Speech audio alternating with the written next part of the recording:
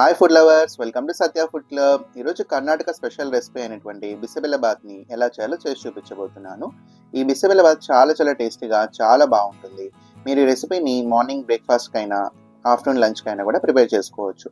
ఇప్పుడు ఈ రెసిపీ ఎలా చేయాలో చూసే ముందు మన ఛానల్ని ఎవరైనా కొత్తగా చూస్తున్న వాళ్ళు ఉంటే వెంటనే సబ్స్క్రైబ్ బటన్ క్లిక్ చేసి బెల్ ఐకాన్ క్లిక్ చేయండి. నోటిఫికేషన్స్లో ఆల్రెడీ క్లిక్ చేయండి. దానివల్ల నేను చూపించే ప్రతి రెసిపీ మీరు మిస్ అవ్వకుండా చూడొచ్చు. ఇప్పుడు కావాల్సిన ఇంగ్రీడియంట్స్ చూసేద్దాం. మీరు ఈ క్లిప్ని స్క్రీన్ షాట్ తీసుకోండి. నేను డీటెయిల్గా రెసిపీ చేసేటప్పుడు చూపిస్తాను. ఇప్పుడు స్టవ్ ఆన్ చేసి ఒక ఫ్రై ప్యాన్ పెట్టుకుందాం. ఈ ప్యాన్ కాస్త హీట్ అయిన తర్వాత ఇందులోకి 1 టేబుల్ స్పూన్ కందిపప్పు, 1 టేబుల్ స్పూన్ శనగపప్పు, అలాగే 1 టేబుల్ స్పూన్ మినప్పప్పు, 2 లవంగాలు, ఒక చిన్న చెక్క ముక్క, అలాగే కొద్దిగా మిరియాలు, ఇవన్నీ కాస్త ఫ్రై చేసుకోవాలి.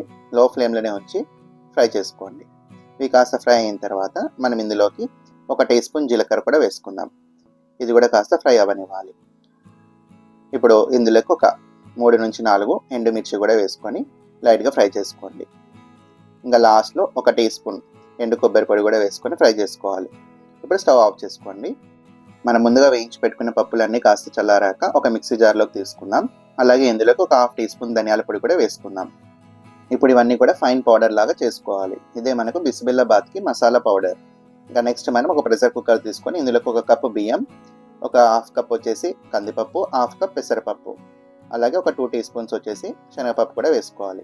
ఇప్పుడు కొద్దిగా వాటర్ వేసుకొని ఇవన్నీ బాగా వాష్ చేసి తీసుకోవాలి. నేను ఇక్కడ రేషన్ రైస్ తీసుకున్నాను. మీరు కావాలంటే నార్మల్ రైస్ కూడా తీసుకోండి. ఇప్పుడు ఇందులోకి ఆనియన్ ముక్కలు, టొమాటో ముక్కలు, క్యారెట్ ముక్కలు, ఇంకా పొటాటో ముక్కలు, ఇవన్నీ కూడా కాస్త పెద్ద సైజులోనే కట్ చేసుకోండి. అలాగే కొద్దిగా వంకాయ ముక్కలు కూడా వేసుకోవాలి. అలాగే ఒక 1.5 టీ స్పూన్ సాల్ట్ వేసుకుందాం. ఒక 1/2 టీ స్పూన్ పసుపు కూడా వేసుకుందాం. ఒక 1/2 టీ స్పూన్ కారం కూడా వేసుకుందాం. ఇంకా అలాగే మనం మిక్సీ పట్టుకున్న బిసిబెల్లబాత్ మసాలా పౌడర్ ఉంది కదా, అది ఒక 4 టీ స్పూన్స్ వేసుకుంటే సరిపోతుంది. ఈ విధంగా అన్నీ వేసుకున్న తర్వాత ఇంకా ఇందులోకి నేను ఇక్కడ 8 కప్స్ వాటర్ తీసుకుంటున్నాను. ఇక్కడ 1 కప్ రైస్, 1/2 కప్ కందిపప్పు, 1/2 కప్ పెసరపప్పు, టోటల్ 2 కప్స్ కాబట్టి 2 కప్స్కి 8 కప్స్ వాటర్ అయితే సరిపోతుంది. మనం ఇక్కడ 1:4 రేషియోలో తీసుకుంటున్నాం. ఇప్పుడు ఇవన్నీ ఒకసారి బాగా కలిపేసుకొని మనం ప్రెషర్ కుక్కర్ పైన లిడ్ క్లోజ్ చేసి స్టవ్ పైన పెట్టుకుందాం. ఇక్కడ 3 నుంచి 4 విజిల్స్ మీడియం ఫ్లేమ్లోనే వచ్చేంత వరకు కుక్ చేసుకోవాలి. ఇంకా నెక్స్ట్ మనం ప్రెషర్ అంతా రిలీజ్ అయిన తర్వాత లిడ్ ఓపెన్ చేసి చూద్దాం. చూడండి, ఇక్కడ వాటర్ కూడా పర్ఫెక్ట్గా సరిపోయింది కదా. మనకి రైస్, మనం వేసుకున్న పప్పులు, వెజిటేబుల్స్ అన్నీ కూడా బాగా కుక్ అయిపోయాయి. ఇలా లావుగా కట్ చేసి వేసుకోవడం వల్ల మనకి పూర్తిగా చిన్నగా మ్యాష్ అయిపోకుండా వెజిటేబుల్స్ అలానే ఉంటాయి. ఇంకా లాస్ట్గా కొద్దిగా చింతపండు రసం కూడా వేసుకోవాలి. ఒక మీడియం నిమ్మకాయ సైజ్ అంత చింతపండుని ముందుగా వాటర్లో నానబెట్టుకొని ఆ చింతపండు రసం అంతా వేసేసుకొని ఇప్పుడు మళ్ళీ స్టవ్ ఆన్ చేసి ఒక 5 నిమిషాలు లో ఫ్లేమ్లోనే ఉంచుకొని మగ్గనివ్వాలి. మనం చింతపండు పులుసు వేసుకుంటున్నాం కాబట్టి మళ్ళీ ఒకసారి 5 నిమిషాలు మగ్గించుకోవాలి.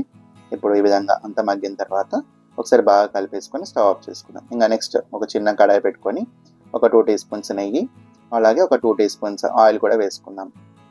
ఇవి కాస్త వేడైన తర్వాత ఇందులోకి కొన్ని పల్లీలు వేసుకొని లైట్గా ఫ్రై చేసుకుందాం. ఇవి కాస్త ఫ్రై అయిన తర్వాత కొన్ని జీడిపప్పు కూడా వేసుకొని ఫ్రై చేసుకుందాం.